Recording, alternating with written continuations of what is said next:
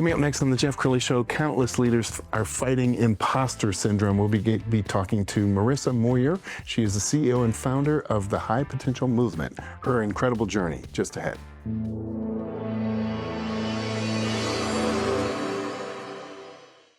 Many are predicting that the worst is yet to come, which is unfortunate, said one person here. Until now, they've enjoyed the reputation of being the nation's icebox. Watched a burglar in his home this morning by webcam. As a journalist of over 25 years, stories are what make my world turn. Reporting live from the Dallas newsroom tonight, Jeff Crilley, Fox 4 News. But in 2008, I took the jump from my familiar life and started a PR firm from my home. We're talking about anyone with a camcorder like the one I'm using becomes a television network. We started slowly growing the company, and we now have over 100 clients, and we've branched into the world of live digital broadcasting. I now own 8 different TV studios and have a huge team, and the stories that I now get to share are sometimes the most important of my life. Life has a funny way of coming around full circle. This is the Jeff Crilley Show. Well, every day in America, you have Gen Zs being promoted into a leadership role, but sometimes you're a 23-year-old and you're coaching a team of people who are old enough to be your father or grandfather. To talk about imposter syndrome today, Marissa Moyer. She's the CEO and founder of the High Potential Movement. Thanks for coming on the show. Thank you for having me. I'm so excited. Well, this is such a common syndrome, if you will. Why do so many people suffer from imposter syndrome? You know, I think this is especially common among ambitious people simply because they care so much. And a lot of times we grow up and have experiences where we really learn to develop a fear that if we don't get the outcome that we want, then we have failed. So a lot of people are navigating life and their careers with this fear of being seen as someone who is learning, being seen as someone who is not finished, being seen as someone who is not an expert. So yes, this is a really common problem, and it doesn't only affect leaders in the professional or working world. I think the official statistics are that 70 to 80% of people in their lifetime experience imposter syndrome in some way. So it's a vast majority of people, yet somehow everyone always thinks they're the only one. Yes. But there have also been studies showing that people in senior leadership positions, so, senior leadership or C-suite and above, about 60 to 70% of those people are experiencing imposter syndrome, as well as everyone in the rest of the organization. So yes, this is a really, really common problem. And what I like to tell people is if you have imposter syndrome, it is an indicator that you care enough to even have imposter syndrome. And that itself is a beautiful thing. And you worked in corporate America for many years. Did you suffer from imposter syndrome yourself? Severely. I would describe myself as a highly ambitious, highly enthusiastic high performer, which made me a handful to work with, I'm sure. But I ended up taking myself on this beautiful journey where I was able to work through that and get over it. And when I got on the other side of that, I realized at a certain point, I seem to have a way of explaining things that seems to help people who are struggling with this. So, well, let's give some people some keys, because the old expression is fake it till you make it. But if you are suffering from imposter syndrome, you can't just sweep it under the rug. It's something you have to deal with. Mm-hmm. Yeah. What are some tips? Yes. So the most foundational reason that people struggle with imposter syndrome is that they are someone who believes that they already have a growth mindset in life. Why do they believe this? Well, because they love learning and they're the type of person who is just naturally driven to grow and expand. They care about that. Number 2, they are always focused on their mistakes and their weaknesses. Why do we confuse this with a growth mindset? Because the common narrative around what it means to have a growth mindset is, well, grow from your mistakes.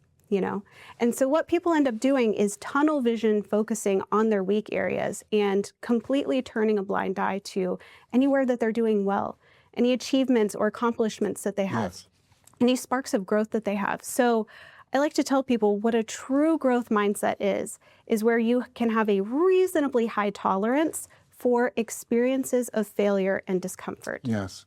It doesn't mean you love it, but it means you're able to navigate those with a relatively stable self-concept. And Marissa, I'm sure you'd agree, it's okay to be vulnerable. You know, people assume that the boss has all the answers, or they assume a parent has all the answers. And I remember one time at Fox 4, I went into my immediate boss's office and I asked him a question, and he looked frustrated with me and he says, "I don't know, Crilley, I'm making this up as I go along." And it was kind of refreshing that he was that vulnerable. Yeah. Talk a little bit about that. Yeah, it's so true. And this is what I always tell my people too. I say, you know, think about the great experiences that you have had with leadership. I know when you're the one facing the pressure, it feels like I don't have any room to not know anything, or I'll expose myself as incompetent. But if you think about it, you actually love when people in leadership go, you know what, I don't know, why don't we partner on this? So it's one of those things where our internal gaze amplifies anxiety and fear and insecurities that we know logically that we don't really need to have. Yes.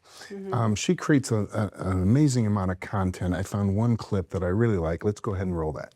If you're the type of person at work who has amazing ideas, but you're always way too nervous and anxious to share them, like you want to change, you want to be brave, you want to speak up in meetings and share your awesome ideas, you want to be an active part of the discussion and ask questions, and you always tell yourself you're about to change, but you never ever do, you should know about something called the identity consistency bias. Identity consistency bias is this weird psychological tendency that we have where we will resist changing, even positive change, because we fear being seen by others as fake, inauthentic, trying too hard, what have you. We fear being seen by others as inconsistent with a previous version of ourselves, even if we didn't like that version of ourselves. So if the number one thing you want to change about yourself at work is that you speak up more boldly in meetings, you share your ideas, you'll get right up next to that opportunity and go, but I've always been so quiet in meetings. What if I say this and people look at me like, oh my God, who are you? Once you know that identity consistency bias is the thing holding you back, it's easier for you to push past that discomfort. But I also want to share with you something I call the 3 encounter effect. So when I went through my journey struggling with imposter syndrome, I also struggled with this a lot. I was going through a lot of change,